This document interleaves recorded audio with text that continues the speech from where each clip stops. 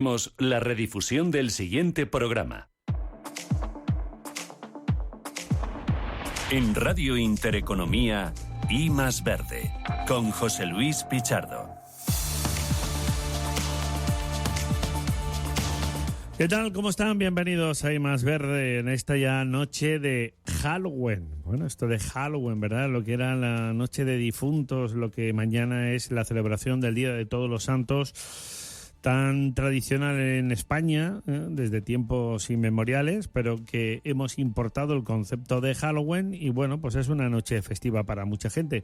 Ni que decir tiene que mucha precaución y cuidado para aquellos que quieran pasar un buen ratito. Bueno, a estas horas, pues la princesa Leonor ya ha jurado la Constitución con su motivo de su mayoría de edad y ya es oficialmente la, en este caso, heredera al trono de España, cuando su padre, el rey Felipe VI, así lo considera oportuno, o porque fallezca, que esperemos que sea dentro de muchos años. Bueno, nosotros, como siempre, a lo nuestro, hablamos de sostenibilidad, hablamos de energías verdes, hablamos en definitiva de evolución de distintos sectores que son muy importantes. Hoy vamos a tener, dentro de unos minutitos, una entrevista interesante con una empresa valenciana, que trabaja mucho en el ámbito de la sostenibilidad porque se puede producir, porque la hortofruticultura es un, desde luego, elemento estratégico y fundamental en la industria de España, porque hablamos de un sector agroalimentario que ocupa superficies y superficies de cultivo en buena parte de nuestro país, que tiene la vertiente mediterránea uno de sus componentes más activos, desde Comunidad Valenciana a Murcia y por supuesto a Andalucía, y donde también pues nos encontramos con múltiples producciones, se me ocurre como el famosísimo aceite de oliva, ¿no? Bueno, hablaremos, como digo, con Bollo, que es una empresa histórica dentro del ámbito de la agricultura y de la hortofruticultura. Por lo demás, no estamos en una semana de grandes novedades en materia energética. Más o menos, bueno, pues los precios de los carburantes siguen increciendo, el precio del gas sigue increciendo, con los vaivenes a los cuales ya estamos acostumbrados.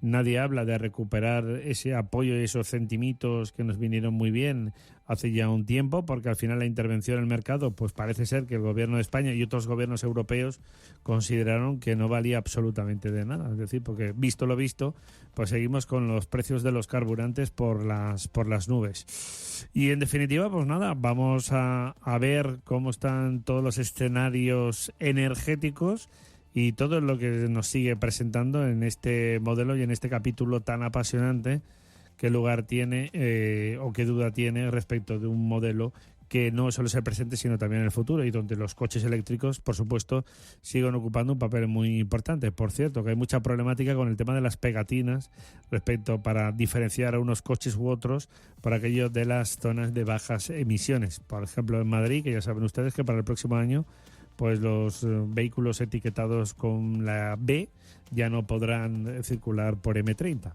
Pero claro, aquí las asociaciones de conductores han echado encima porque hay mucho deterioro de esas pegatinas, que es cierto, no pasaría nada de que los coches tuviesen registros electrónicos. Hombre, si un agente de Guardia Civil, por ejemplo, es capaz de averiguar o de policía local, es capaz de averiguar si un vehículo tiene sí o no el permiso en regla o la ITV en regla, porque no lo puede hacer respecto de su motorización, que tampoco es tan extraño, ¿no? Para ver si, o simplemente un lector que corrobore que realmente tiene una categoría u otra ese vehículo. Pues nada, tenemos aquí como siempre a nuestro buen amigo Roberto Gómez, tenemos a José Antonio Nebot en la parte técnica, y nada, pues vamos a entrar en materia y vamos a conocer todos estos detalles en esta nueva edición de I Más Verde en este 31 de octubre, noche de Halloween, resaca de la princesa Leonor ya convertida en heredera al trono de España, y mañana que arrancamos con ese día de Todos los Santos, 1 de noviembre, pues arrancamos el penúltimo mes del año de este 2023 que poco a poco se nos va marchando. Bienvenidos.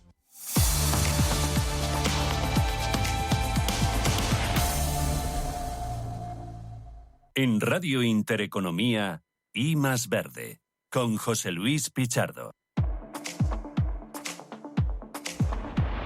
Y bueno, la noticia en buena parte de España son los temporales, las lluvias. Estos últimos días no han hecho excesivo daño, en alguna parte han provocado sustos y también inundaciones, algo que ya, por desgracia, nos vamos acostumbrando en distintos puntos de nuestro país. y el tiempo pues que anda un poco revuelto. Por eso, para aquellos que quieran coger carretera en estos días, pues cuidadito y mucha precaución. Don Roberto Gómez, ¿qué tal? Buenas noches, profesor titular de la Universidad Europea de Valencia. ¿Cómo está usted? Hola, buenas noches, muchas gracias. Estamos muy bien y nada, encarando el final del día ya. Muy bien, ¿qué te iba a decir? Vienes con tu gabardina british. Es que tú eres un gentleman. Bueno, el día lo requería, un día que no es de frío, pero a la vez es un día de viento y hay que buscar una prenda neutra que pueda resistir la lluvia y el viento. Bueno, en este ámbito, ¿estás más a gusto? ¿Estás mejor con la gabardina? Hombre, yo creo que este tiempo... Pues tú te la compraste en Inglaterra, ¿eh? Sí, tengo más de una, me gustan y me la traje de allí, es cierto. Bueno, en materia energética, como digo, estamos en una semana relativamente tranquila, ¿no? Bueno, hay alguna noticia que no es tan tranquila. Por eso he dicho relativa. Ayer leía que Repsol está un poco reticente a promover lo que es el hidrógeno verde. Bueno, aparte de la noticia de Repsol, vaya por delante. La noticia de Repsol, que es importante, y Repsol no es que no quiera, lo que no quiere es incertidumbre jurídica. Y está pidiendo al gobierno que lo que son ayudas o lo que son gravámenes y lo que son impuestos, pues tienen que tener una previsibilidad y no de un día para otro o ya de forma establecida gravar, por ejemplo, lo que es la facturación. Y eso es algo que está perjudicando mucho las cuentas de resultados de las empresas del sector de la energía. Mira, me ha sacado un tema que, como decía, no había grandes novedades, es verdad. Quiero decir, en cuanto a subidas muy, muy acusadas, ¿no? A nivel de los precios, pero es cierto que está en la noticia de Repsol. Amigo, estás en todo, como siempre. Y yo te hago la pregunta. Llegará la sangre al río, tanto va el cántaro a la fuente, es decir, al final Repsol optará por tomar el mismo camino que Ferrovial, sí o no, o es un poco como tú dices, el telón de fondo, que lo que se busca y lo que se pretende es reforzarse desde el punto de vista de esa seguridad jurídica, ¿no? Diciendo, no sigues apretando con esos gravámenes y no sigamos castigando a las grandes empresas o grandes corporaciones de nuestro país. Yo creo que es la segunda respuesta. No creo que Repsol tenga intención de cambiar su domicilio social o de emigrar hacia otro país, pero que sí lo que quieren es una estabilidad una previsibilidad en lo que es pues los impuestos y cómo va a evolucionar sus cuentas de resultados. Porque las últimas que no son tan recientes, los gravámenes al negocio de la banca y de las energéticas están causando pues gran estrago en sus cuentas de resultados. El gobierno necesita equilibrar cuentas y eso es una realidad. Necesita ingresar más y gastar menos y hoy por hoy todavía estamos en una fase donde esas cuentas no salen. Y yo creo que el tema, más que ingresar más, lo que hay que buscar es la eficiencia. Es decir, con lo que tenemos, ¿qué es lo máximo que se puede alcanzar? Y no estar siempre persiguiendo equilibrar las cuentas. Y persiguiendo a las compañías, que yo creo que es un papel que tampoco va a ninguna parte. Lo que van persiguiendo es donde hay una bolsa de dinero. Donde pueda haber dinero es donde intentan meter la mano. Claro, y al final, pues yo no sé si calificarlo de esa forma, ¿no? Pero acoso y derribo que sufren las grandes corporaciones, porque claro, Ferrovial inició su camino, pero bueno, para aquello de la cotización en bolsa holandesa, con más repercusión en la bolsa norteamericana. Bien, esa puede ser una razón que no dé peso, pero puede ser una cierta razón. Pero está claro que Repsol tiene muy claro que no van a pasar. Es decir, la COE ha mostrado también su malestar. Indiscutiblemente no están por esa labor de realmente tragar y de sufrir ese acoso y derribo. Es que es que genera incertidumbre. No sabes si pasado mañana va a haber un nuevo impuesto que te cambien los esquemas de una inversión. Por ejemplo, la inversión en renovables, la inversión en hidrógeno, es una inversión a muy largo plazo. No tiene unos retornos que se vayan a alcanzar en el corto plazo. Si luego las cuentas de resultados resulta que están muy lastradas por impuestos y esas cuentas no van a salir, pues entonces dicen, de momento voy a esperar. Voy a esperar a que se despeje el horizonte y veamos si realmente va a haber una estabilidad en las políticas impositivas, si va a haber una estabilidad en ayudas que puedan venir de Europa y si realmente pues podremos tener una previsibilidad en en nuestros ingresos y en nuestros gastos, en nuestros impuestos, de forma que bueno, pues que sea una inversión cuyo retorno esté, no digo que garantizado, pero sí asegurado y que no. Lo que está claro es que al final no se puede acosar a las compañías y sobre todo que tengan esa sensación de la incertidumbre jurídica, que es el gran caballo de batalla. Y la gran problemática que hay, porque, a ver, lo voy a recordar una vez más, no porque para el oyente de Radio Intereconomía, que lo tiene muy claro, indiscutiblemente, Roberto, lo que supone el impuesto de sociedades es que una empresa, si gana más, cotiza más. Digo porque el gobierno que se ampara en esta historia de no, porque es que las grandes compañías que más dinero ganan son las que más tienen que aportar, pero si ya lo hacen a través de un régimen tributario, como es en este caso el impuesto de sociedades. Otra cosa es que pudiésemos discutir un aumento del impuesto, de esta tasa, ¿no? Pero es que esta tasa no está grabando los beneficios, está grabando el volumen de actividad, el negocio. Y esto está aguas arriba del beneficio. Eso está, y al final eso tiene también una traslación directa en los precios. Porque si por vender 100 me van a cobrar 1, pues vendo en vez de a 100, vendo a 101. O sea, y eso al final tiene una traslación. Y esto es que no tiene tampoco es que haya que echarle la culpa al gobierno actual, porque otros anteriores también lo han hecho algo parecido. Y es que van buscando equilibrar las cuentas con mayores ingresos. Y el mensaje es que habría que buscar la eficiencia, es decir, estos son los ingresos, esta es la previsibilidad que la ciudadanía y las empresas deben tener, y al final no tenemos más tela que esta para construir el traje. O sea, no tenemos más ingresos, no hay que buscar siempre equilibrar las cuentas a costa de mayores ingresos. Y venimos de una época donde, bueno, pues ha habido que hacer mucho gasto social y hay que recuperar ese gasto que nos hemos endeudado más. Y esto hay que buscarlo, yo creo que en una primera fase, sobre todo vía eficiencia. Lo que tenemos, lo que conseguimos es gastarlo de la forma más inteligente posible para sacarle el máximo partido. No perpetuar los mismos esquemas y buscar siempre ingresar más. Ya. Bueno, estoy a la espera de poder contactar con los representantes de Bollo Fruit, que como digo es una empresa además valenciana, y vamos a hablar con ellos de materia de sostenibilidad, pero voy a aprovechar la ocasión y lo que podamos adaptar al ámbito energético, porque vimos un escenario también muy interesante al respecto en el capítulo de innovación. Roberto, bueno, la semana pasada aquí en Valencia se celebraba una edición del Valencia Digital Summit, un evento que reunió pues a más de 1.500 startups con una consolidación y un crecimiento sustancial, 12.000 visitantes extranjeros, e indiscutiblemente estamos hablando ahora mismo de uno de los foros tecnológicos más importantes de nuestro país. Y qué duda cabe, pues la energía fue una de las también grandes protagonistas. Tuvimos la oportunidad de charlar con muchos de estos emprendedores o incluso de empresas más consolidadas, pero claro, en materia energética, pues el emprendimiento pues está ahí. Claro, porque es un sector que se sabe que está demandando evolución, que está demandando nuevas tecnologías, que está demandando, que está está recibiendo, hay disponibilidad de fondos europeos, y ahí el sector de las startups está muy atento, y contamos aquí en Valencia con un evento, yo creo que es único en España, que ya se celebró el año pasado en la época post-COVID con mucha asistencia, pero es que este año ha sido, yo creo que más numeroso, más stands, más emprendedores, más instituciones, más empresas, y fue yo creo un lleno completo. Sí, y además sobre todo la variedad, ¿no?, de proyectos, de propuestas, es decir, el cultivo y el fomento de la energía desde todos los ámbitos, del desarrollo de fotovoltaica, de crecimiento en renovables, de reaprovechamientos también del agua, es decir, la innovación está constantemente ahí.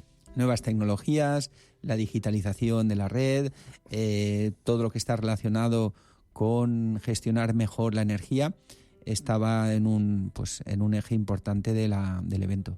Claro. En este campo, ¿tú crees que España, por lo que vamos trabajando y desarrollando, Roberto, podemos ser entre los punteros? Y lo que tú vas viendo también en la universidad, y el fomento, el cultivo, el desarrollo y el crecimiento de empresas, de proyectos. Bueno, yo creo que España, en el ámbito de la energía, cuenta con unas digamos, con un fondo que no cuentan otros países. Tenemos la materia prima que es el viento, tenemos la materia prima que es el sol, tenemos una orografía que no es plana, tenemos montañas y eso favorece que se creen corrientes y que la eólica tenga un potencial importante.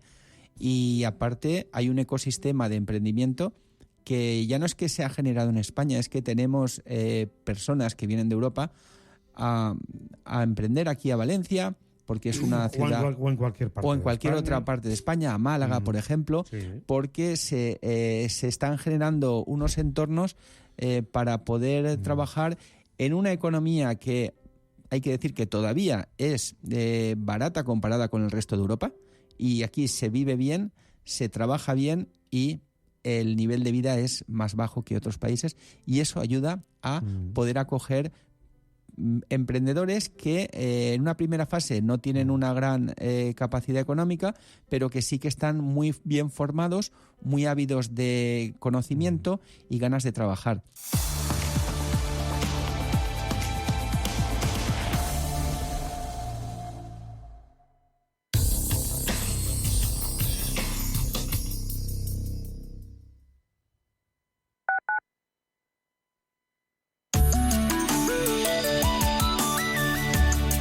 Allianz Bernstein, comprometidos con la sostenibilidad y el cambio climático, les ofrece la información del tiempo. La península seguirá bajo cielos nubosos y precipitaciones al paso de un nuevo frente. Pueden ser localmente fuertes en el oeste y norte de Galicia, Pirineo central y suroeste peninsular, aunque tenderán a remitir a lo largo del día. Cielos también cubiertos en el área mediterránea y en las Islas Baleares y Canarias. Las temperaturas mínimas subirán en tercios noroeste, norte de la península y en Canarias. Las máximas tienden a aumentar en la península y en Baleares. Allianz Bernstein, comprometidos con la sostenibilidad y el cambio climático, les ha ofrecido la información del tiempo.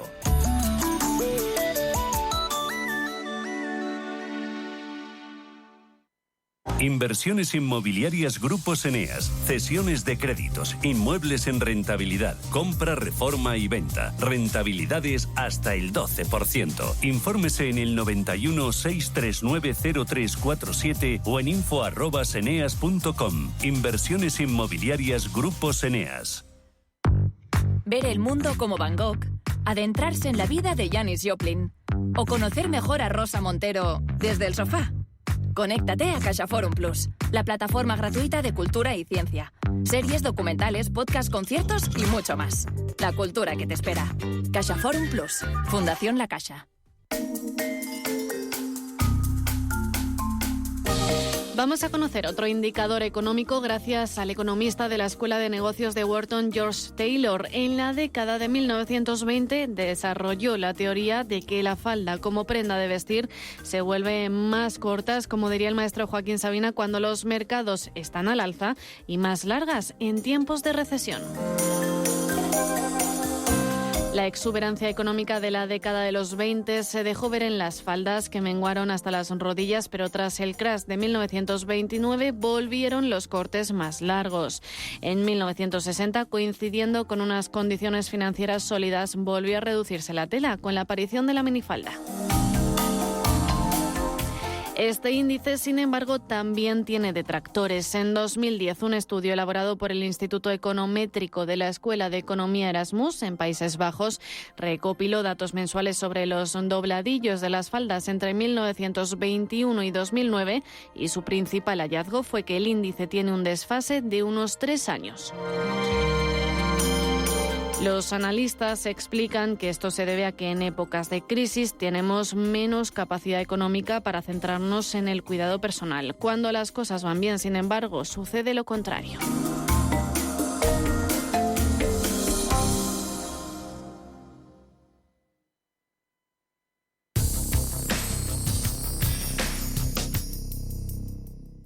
En Radio Intereconomía, I Más Verde.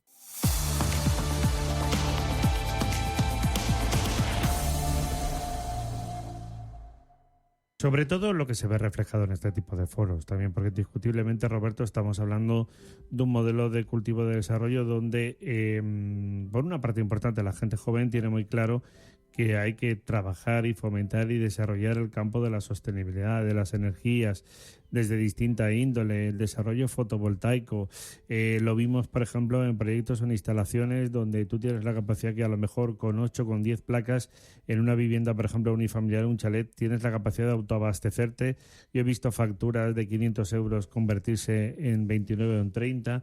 Es decir, todo este campo, no solo de la instalación, sino de las renovables y de todo este modelo de trabajo y desarrollo, indiscutiblemente tiene mucho recorrido por delante y las startups están apostando muy fuerte por ello. Muy fuerte, y no solo porque tengamos una capacidad renovable importante, sino porque lo que es el vector que más protagonismo el vector energético que más protagonismo va a tener en los próximos años va a ser la electricidad.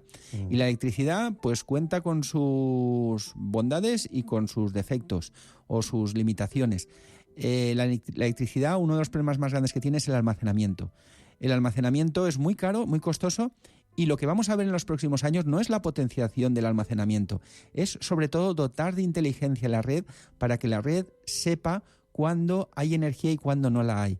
Y ahí ya no hacen falta unas grandes inversiones en plantas fotovoltaicas o plantas eólicas o grandes infraestructuras de transporte de energía, sino que hace falta la inteligencia para meter la información sobre la disponibilidad de energía en la red, y ahí las startups tienen mucho que decir. Claro. Porque en esas empresas hay mucha gente que es nativa digital, que sabe cómo transferir la información en tiempo real, y ahí es donde yo creo que el ecosistema de emprendimiento tiene las mayores oportunidades, porque pueden aportar ideas, pueden aportar experiencias sin necesitar una gran inversión, sin necesitar un gran patrocinio o estar apadrinados por una gran corporación. Claro, este es otro detalle importante, porque estamos hablando por una parte de lo que además es un ecosistema que está literalmente acostumbrado a buscarse la vida. En Valencia tenemos un claro ejemplo de ello,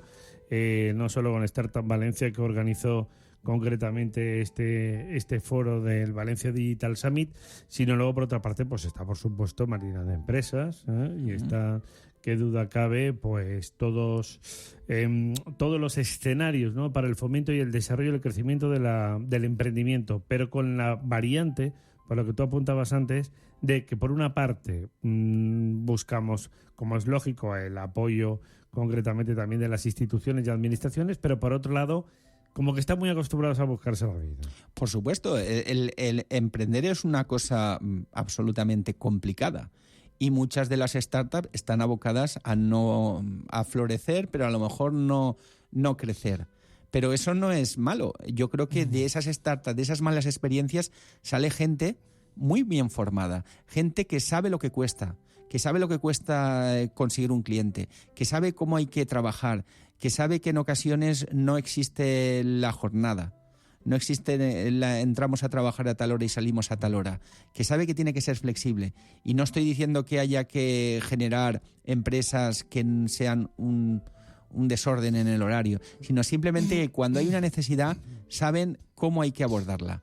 Y eso es muy importante. Y el ecosistema emprendedor está haciendo una labor de formación mucho más importante de la que nosotros creemos. Está formando a trabajadores, a emprendedores, y que si no tienen éxito, que no se depriman, porque están muy bien formados. Bueno, yo voy aquí, con tu permiso, ¿me das permiso? Por supuesto. Tengo aquí un estudio que ha lanzado EcoVadis y que dice lo siguiente: el compromiso por la reducción de emisiones aumenta, pero el 77% de las empresas aún se encuentra en esta fase inicial. Es decir, estamos hablando del famoso proceso de la descarbonización. De hecho, las grandes empresas están muy por delante de las pymes en esta materia, según el Carbon Action Report 2023 de EcoVadis. Más del 50% de las grandes empresas utilizan energías renovables. Ya estamos hablando de una cifra importante, más del 50%. El 47% imparte formación relacionada con el clima y el 29% está mejorando su eficiencia energética. EcoVadis se une así a la organización sin ánimo de lucro Carbon Disclosure Project para apoyar a las empresas en su desarrollo de prácticas de sostenibilidad ambiciosas. Pues esto es a pesar de decir que el compromiso por la reducción de emisiones aumenta, pero el 77% de las empresas aún está en fase inicial. Pero, hombre, si el 50%, al menos de las grandes corporaciones, ya utilizan renovables, o fotovoltaica, vamos avanzando, ¿no? Vamos avanzando, pero queda mucho camino por recorrer. Hace unos días la Agencia Internacional de la Energía nos contaba que hasta el año 2030 no empezaremos a reducir emisiones. O sea que todavía tenemos una senda alcista en las emisiones. Y alguien dirá, hombre, ¿y entonces qué estamos haciendo? ¿Qué nos está pasando? Tanto ya llevamos muchos años en Europa apostando por reducción de emisiones. ¿Qué está pasando a nivel global? Bueno, pues que hay economías que todavía están creciendo, que todavía están utilizando técnicas y tecnologías que nosotros utilizamos en el pasado, y lo que hay que procurar es que toda la experiencia de reducción de emisiones que sea gratis para todo el mundo, porque al final el aire es de todos, el aire está compartido, y ese umbral que se pretende alcanzar máximo en el 2030, pues si pudiera ser antes, mucho mejor, con el objetivo de llegar al 2050 con lo que se conoce con el net cero, que las emisiones que lancemos a la atmósfera sean neutralizadas por la propia naturaleza y que el stock de CO2 se mantenga constante. Yo creo que a lo mejor nos confiamos mucho, ¿no?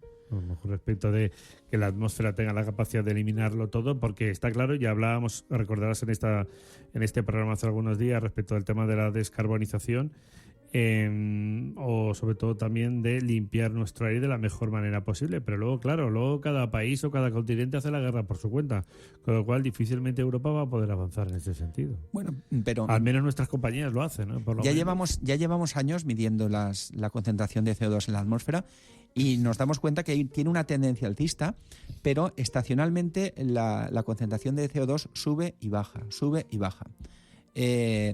En el hemisferio norte es mucho más denso en masa forestal, y eso es un sumidero de CO2. Entonces, en la primavera y verano, ahí hay un consumo de CO2 que hace que el stock de CO2 a nivel global baje.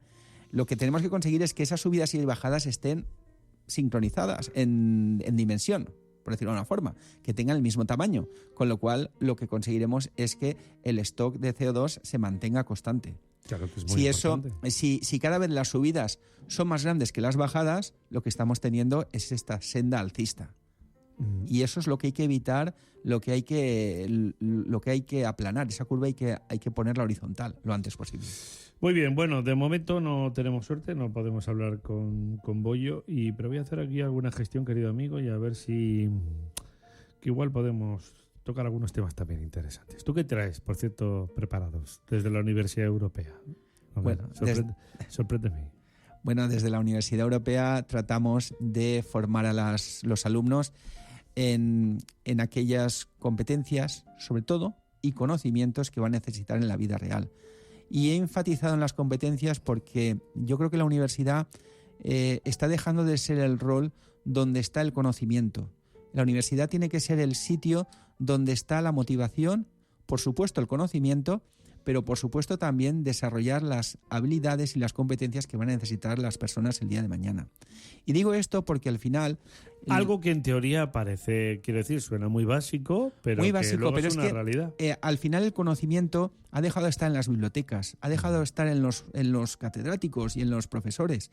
Y el conocimiento ya está en toda la vida real, y es un conocimiento con una evolución muy rápida. Las nuevas tecnologías están, lo que antes tardaban 10 años en implantarse, ahora son 10 meses. ¿Y qué debemos formar? Debemos formar a personas que sean capaces de adquirir ese conocimiento. Cuando no estén en las aulas, ¿qué es lo más importante? Lo más importante no es que salga una persona muy bien formada con unas destrezas en unas determinadas disciplinas. Es formar una persona que sea capaz de adquirir esos conocimientos hoy y dentro de 10 años. Y para eso hace falta formar a un profesional que tenga esa capacidad y esa disposición a estar en permanente aprendizaje. Y eso se conoce como competencias. Sí, señor. Y lo define usted perfectamente, usted es maestro. A ver si la semana que viene podemos tener a tu compañero Javier Muñoz, que es el director del área de emprendimiento, que también sabe mucho de muchas cuestiones muy, muy relevantes. Hacemos una pausa para la publi, no sé, pero yo, esto si Nebot me da permiso, porque si Nebot no me da permiso, oye, que, ¿verdad? Como aquel, ¿quién manda aquí? ¿Roberto?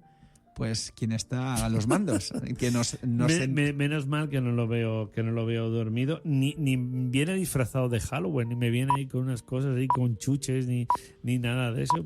Podría ser, porque total, bueno, no pasa nada. Hoy en día, oye, todo es posible. Mucha precaución, ¿verdad, Roberto? También a todos los que estén disfrutando o que vayan a disfrutar en esta noche, y a los que nos pillamos cenando y luego vayan por ahí a darse una vueltecilla, pues nada, diversión, pero precaución en el tráfico, precaución con los peatones. Eso. Y que la fiesta pues sea una fiesta para todos. Para todos. Venga, vamos con los consejitos para la publi y volvemos enseguida.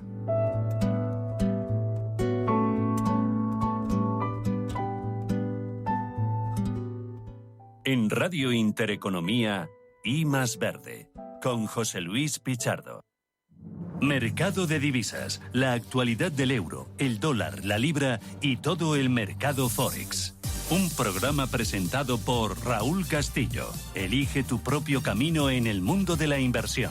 Mercado de divisas, los miércoles de 10 a 11 de la noche en Radio Intereconomía. ¿Qué le diría Cervantes al presidente del gobierno? ¿O Voltaire a la oposición? Descúbrelo junto a toda la actividad cultural en el Marcapáginas, en Radio Intereconomía. Todos los sábados a la 1 del mediodía, el Marcapáginas, con David Felipe Arranz. Porque la cultura también podría ser divertida. Si te gusta el séptimo arte, Vivir de Cine es tu programa. Dirigido y producido desde Hollywood por José Ignacio Cuenca y presentado por María Ayer. Toda la actualidad del cine, estrenos, festivales y críticas, sin olvidar los clásicos. Los viernes, de 12:30 a 2:30 de la madrugada, Vivir de Cine, en Radio Intereconomía. En Radio Intereconomía, I Más Verde, con José Luis Pichardo.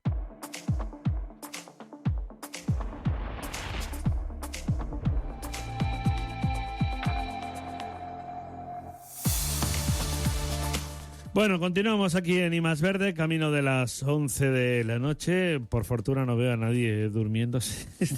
Está usted despierto, señor Gómez. Es un efecto del café. Un efecto del... ¿Qué te tomas? ¿Un cafenet aquí después de... No, si llegas y cenas? No, yo soy de muy poco café. De yo con un café después de comer ya estoy servido para todo el día. Ahora, yo lo que tengo es envidia de esta gabardina tan british que te has traído, que tú te coleccionas.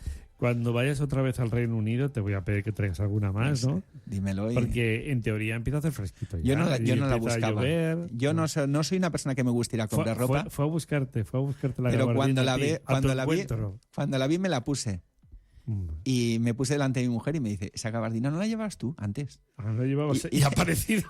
y me dice, yo no le dije nada, escondí la etiqueta y ella me dice, ¿te queda bien? Y digo, pues me la llevo.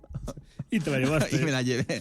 Bueno, por cierto, bendito uso de una prenda que está destinada a la lluvia, porque eso significa que llueve. Ojalá. Y que por tanto se van recargando nuestros acuíferos, ¿eh? Por fortuna, poco a poco, hay que decir que la verdad es que la cosa va mejorando. Vamos muy lentos, pero algo hemos recargado nuestras reservas de agua. Bueno, pero ya se ha despejado el fantasma de la gota fría, porque ya ha pasado bastante tiempo, la temperatura del mar va bajando y ya está todo un poco más equilibrado. Bueno, y vamos a saludar, y yo le agradezco que en este horario nocturno, pero nos pueda atender Carles Peris, que es el presidente de Unión Llauradora, es una de las asociaciones de agricultores más importantes de la Comunidad Valenciana y evidentemente también de nuestro país, faltaría más.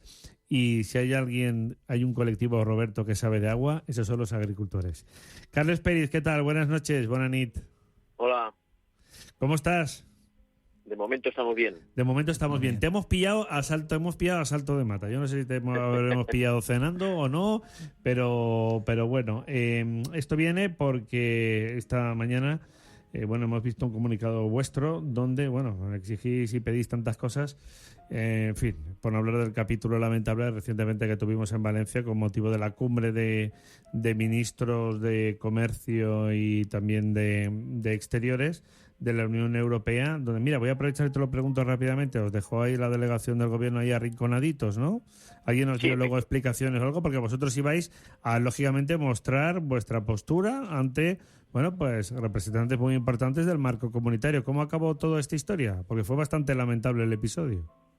Bueno, básicamente al final esa convocatoria que nos fue denegada la autorización para la concentración, pues finalmente nosotros pienso que conseguimos nuestro objetivo, ¿no? Porque al final hizo un efecto boomerang, un efecto rebote contra la delegación del gobierno, el no dejar abiertamente manifestarse a unos colectivos, unas organizaciones agrarias como es ABA y la Unión, que siempre que han salido a la calle han sido muy respetuosas, y por lo tanto yo creo que fue un efecto boomerang claro, tuvo mucha aceptación dentro del sector y en los medios de comunicación, pues salió muchísimo y conseguimos transmitir, ¿no?, aquello que queríamos, que era mostrar, ¿no?, nuestro malestar de esos acuerdos comerciales que se firman sin ordenación, sin reciprocidad y que hacen mucho daño a las producciones agrarias, y evidentemente no podíamos dejar pasar la ocasión, y era totalmente entendible que por vía de urgencia nos dejaran manifestarnos cuando estaban los 27 ministros de comercio, que son los que trabajan y firman y avanzan en esos acuerdos, ¿no? Bueno, ya sabes que la excusa esgrimida o la razón o el argumento por parte de la delegada del gobierno en la Comunidad Valenciana, Pilar Bernabé,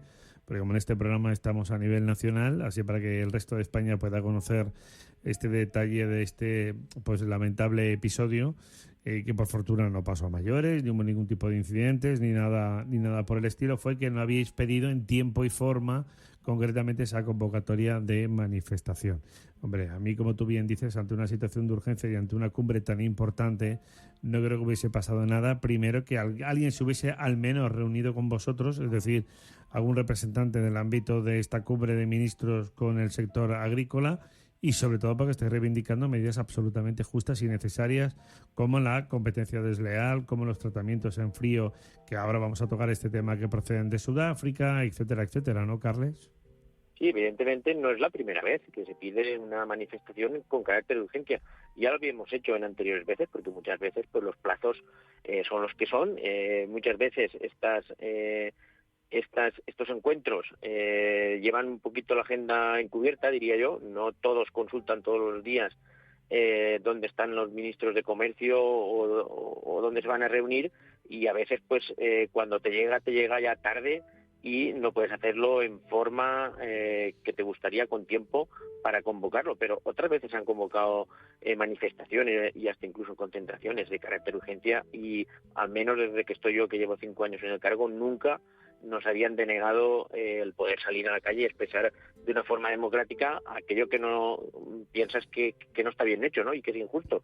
Y por lo tanto yo creo que ahí la delegada del gobierno ahora en estos momentos y esos días, y yo creo que estará totalmente arrepentida de no haber dejado, ¿no?, pues mostrar, ¿no?, ese malestar a las organizaciones agrarias, y así se lo hemos hecho saber, ¿no?, mediante carta, y esperemos poder retomar, ¿no?, un poquito más adelante las conversaciones y un trato normal, para que entiendan que el sector agrario cuando sale a la calle es porque tiene una necesidad de urgencia, como era este caso, y no tuvo sentido. Bueno, rápidamente, y enseguida también mi compañero Roberto Gómez te seguro que te hará muchas preguntas, pero yo quiero concentrarme. En primer lugar, estamos hablando ya como es normal, porque, hombre, ha costado, porque el veroño se nos ha prolongado en buena parte de España, pero ya el tiempo empieza a cambiar, algo más propio ya del otoño, camino del invierno.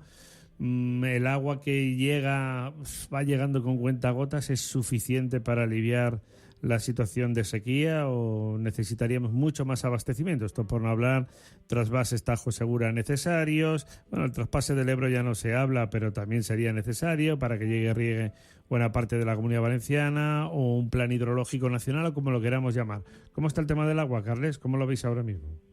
Bueno, en estos momentos ya llevamos algunas lluvias, yo creo que son totalmente insuficientes. Lo único que estas lluvias sirven pues para mitigar, ¿no?, esos meses están prolongando de sequía. Lo que son las reservas hídricas, estamos aún prácticamente en todas las cabeceras y en todos los embalses por debajo de las medias, y por lo tanto aún no tenemos una buena situación en cuanto a las reservas hídricas para abastecer todas las zonas de España, igual que la Comunidad Valenciana, sobre todo la zona endémica nuestra, que es el sur, tener suficiente agua en cantidad y calidad para mantener nuestros cultivos y nuestra superficie mínima de cultivo que tenemos en estos momentos, ¿no? Y utilizar esa agua para transformarla en alimentos, que es básicamente lo que hacen los agricultores, utilizar agua para transformarla en alimentación, que es algo muy básico para la humanidad. Y yo creo que estamos en una situación aún delicada, y si todo continúa igual, pues vamos a padecer, ¿no?, un poco los efectos negativos, ¿no?, de lo que es no tener agua.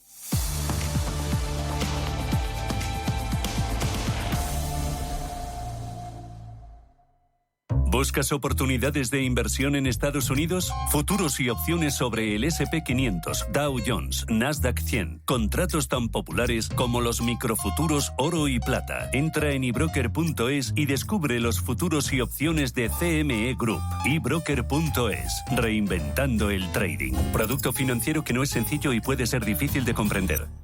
¡Ojo al vatio! ¿Sabías que dejar la tele de fondo puede aumentar tu factura hasta un 30% cada mes? Así que si no la vas a ver, quizás es mejor seguir escuchando la radio. Para más consejos, no te pierdas Ojo al vatio en las redes sociales de Naturgy. Un contenido para ayudarte a ahorrar, sea cual sea tu energética. Naturgy. Inversor, compra acciones de bolsa. IBEX, DAX, Dow Jones y muchos más. Invierte en acciones y ETF sin comisiones hasta 100.000 euros al mes con XTB. Abre tu cuenta 100% online en solo 5 minutos. Un broker, muchas posibilidades. XTB.com. A partir de 100.000 euros al mes, comisión del 0,2%, mínimo 10 euros. Invertir implica riesgos. Bienvenidos a los 8 días de oro del Corte Inglés. Solo hasta el 5 de noviembre tienes más de 600 marcas con hasta un 30% de descuento. Todas tus marcas favoritas de moda, lencería, zapatería, accesorios, deportes, belleza, hogar. Entra ya en los 8 días de oro del Corte Inglés, en tienda web y app. ¿Qué tipo de piel tienes? ¿Te la cuidas? ¿Te proteges del sol? ¿Se te cae el pelo o se te hinchan las piernas? ¿Qué perfume puedes regalar? Deja de buscar en internet respuestas confusas, porque ahora en Belleza Capital estarás enterado de todo esto y mucho más. Los sábados de 11 a 12 de la mañana en Radio Intereconomía con Katia Rocha. En Radio Intereconomía, I más Verde.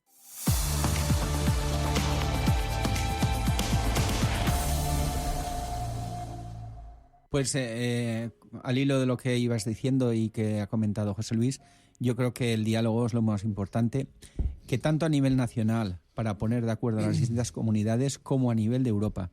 Europa, la gente piensa que es un sitio que lo único que nos facilita son oportunidades, que todo son bondades, pero no nos olvidemos, Europa es una completa y permanente negociación.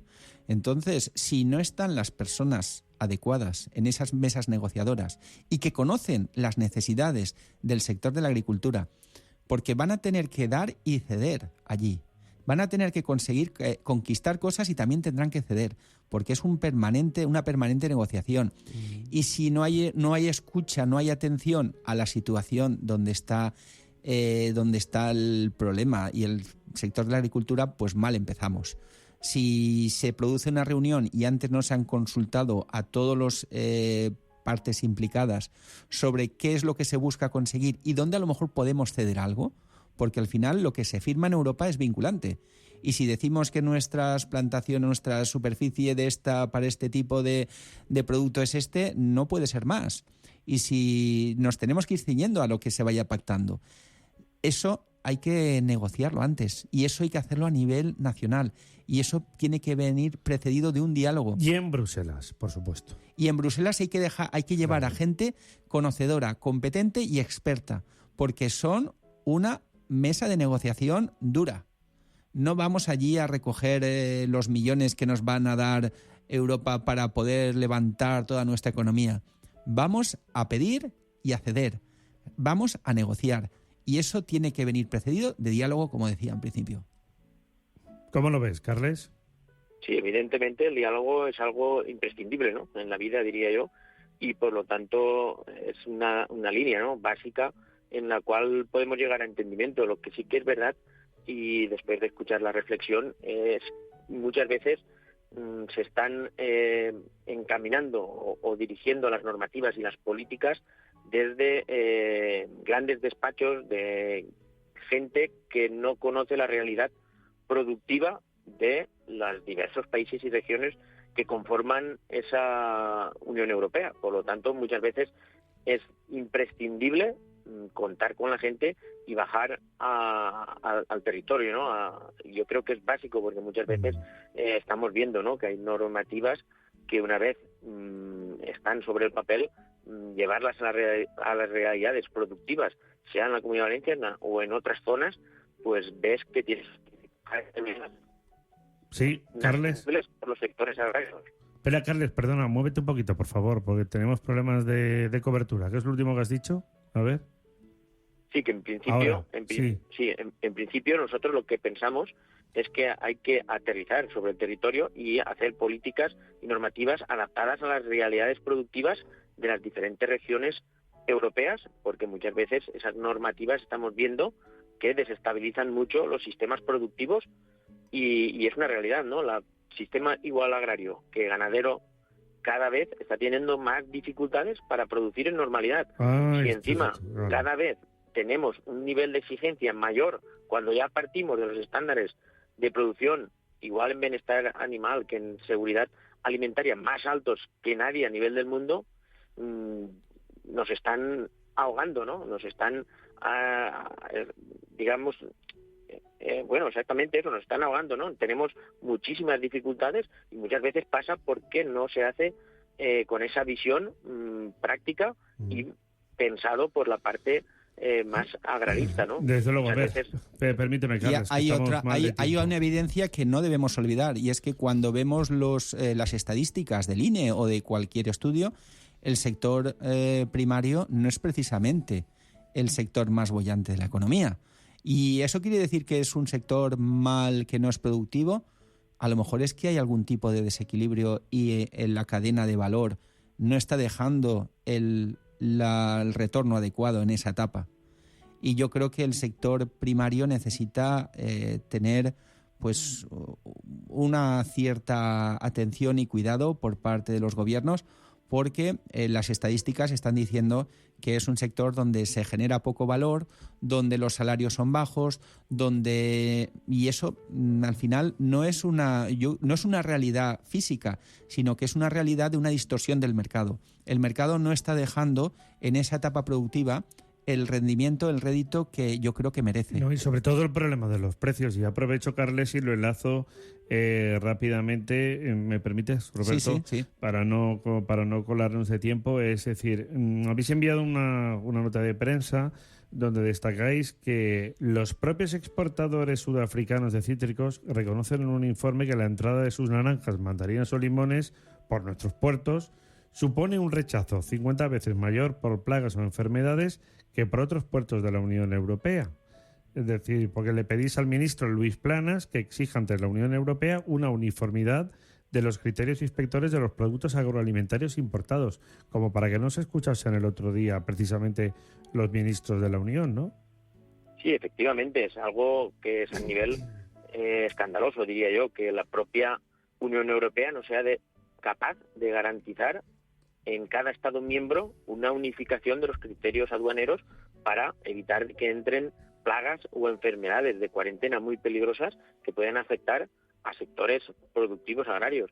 Yo entiendo que no es nada razonable que en España sí que tengamos un buen nivel de inspección y que otros países, como puede ser Países Bajos a través de Rotterdam o Portugal, que está creciendo muchísimo, ha doblado, ¿no?, digamos, en los últimos 5 años las importaciones de fruta sudafricana por puertos portugueses, y van huyendo un poquito de aquellos puertos que lo hacen bien. Hay una doble afección también. Los puertos españoles, al hacerlo bien, al final tienen menos volumen, ¿no?, de tránsito comercial, y eso tampoco es positivo para los PIBs de los puertos, pero ¿no? Que, por cierto, pero yo creo que básicamente lo entendible sería que hubiera una unificación de los estándares y de los criterios de inspección aduanera. Es que si no, es un desastre. Perdona, Carles, ¿era una de las cuestiones que le ibais a plantear el otro día a los ministros de la Unión? Sí, evidentemente es una de las cuestiones que estamos planteando. Claro, unificación de criterios aduaneros y tratamiento en frío, por ejemplo,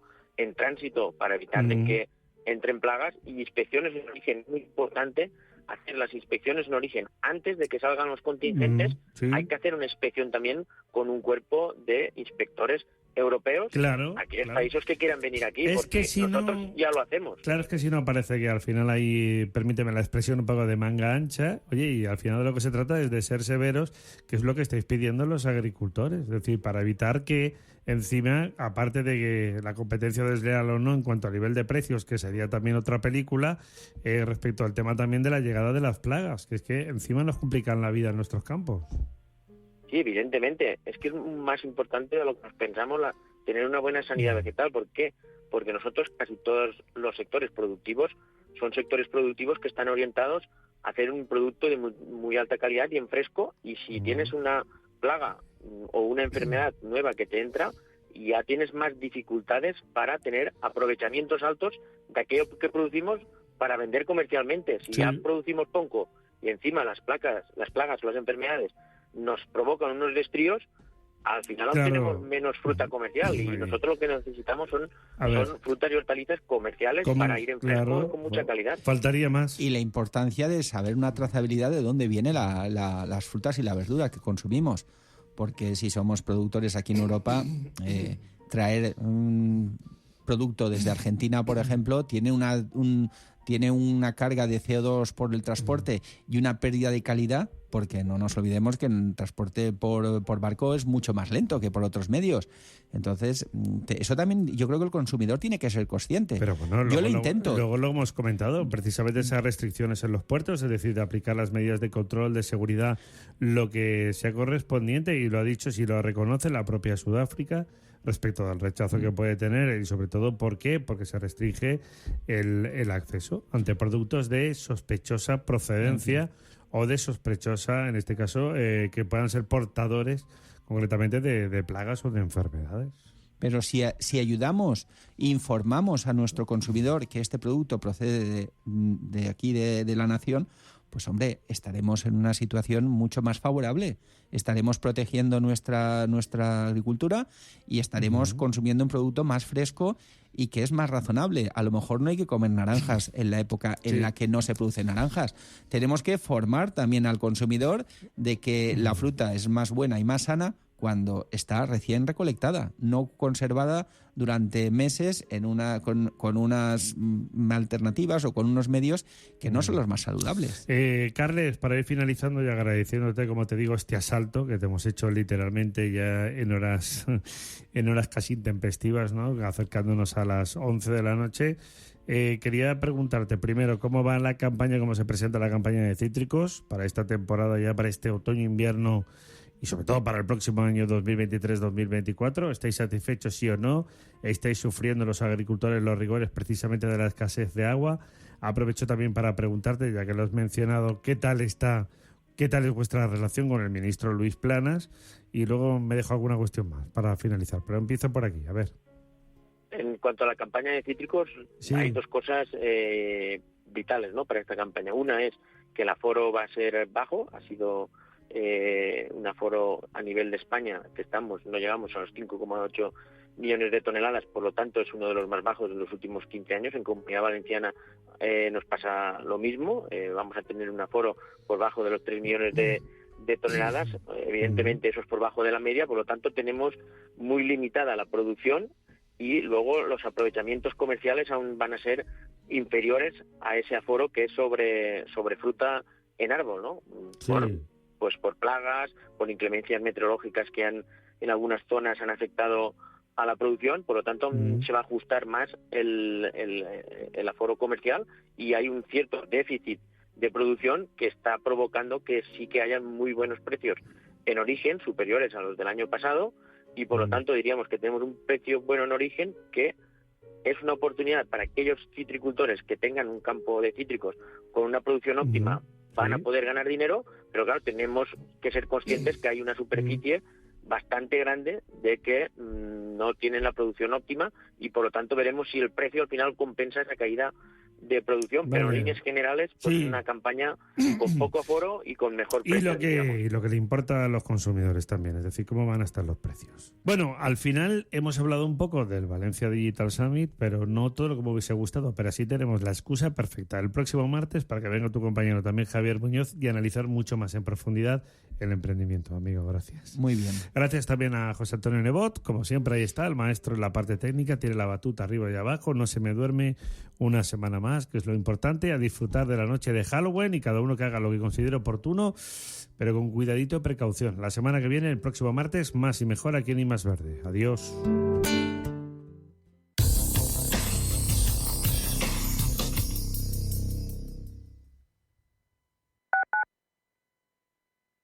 ¿Estás completamente seguro de que la rentabilidad de tus planes de pensiones es la mejor que puedes obtener? Si tu gestor solo te ofrece los planes de su banco, estás perdiendo oportunidades y, lo que es peor, años de rentabilidad para ti. En Velaria Inversores estamos a tu servicio, no al del banco. Trabajamos con 180 planes de pensiones de las entidades más punteras de España y de ellos solo te ofrecemos los de mayores perspectivas de rentabilidad, sin ningún coste para ti. Si quieres más rentabilidad, visita velariainversores.com. Si eres un family office, un inversor institucional y quieres invertir, Sirena Invest es tu aliado. Sirena Invest es una promotora inmobiliaria con más de 15 años de experiencia en el sector inmobiliario polaco que ofrece invertir en una de las economías más pujantes y rentables del mundo. Polonia. Recuerda, sirenainvest.com. Con Y. O llámanos al 648 019495. Dicen que el agua de Madrid es la mejor agua del mundo, pero ¿sabes lo que hay detrás de cada gota? Un gran equipo de profesionales que trabaja para llevar el agua de todos a todas partes, cuidando del medio ambiente y cuidando de ti, porque no solo te ofrecemos la mejor agua, sino también el mejor servicio. Canal de Isabel II, cuidamos el agua. En el Soto de la Moraleja, restaurante Kionan Sui, de comida peruana, cantonesa y chifa, con una gran variedad de sabores y aromas que te dejarán boquiabierto. Junto al restaurante Inari Moraleja, calidad y satisfacción garantizada. Restaurante Kionan Sui, reservas y pedidos en el 910090830 o grupoinari.es. Te esperamos. Radio Intereconomía, la radio de los negocios para estar bien informado. Eres lo que escuchas.